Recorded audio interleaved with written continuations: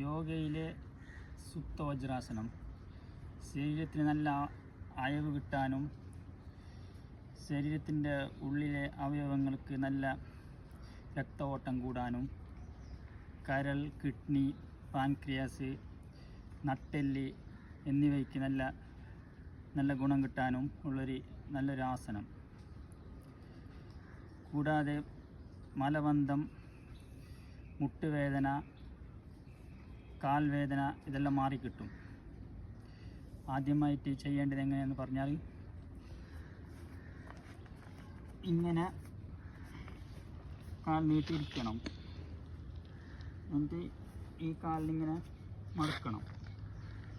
ഈ കാലിനെ മടക്കിയിട്ട് ഇപ്പുറത്തെ കാലിനെ മടക്കണം. എന്നിട്ട് ഇങ്ങനെ ഇരിക്കണം. ഇരുന്നിട്ട് ബാക്കിലോട്ട് കൈ ഇങ്ങനെ കുത്തിയിട്ട് ബാക്കിലോട്ട്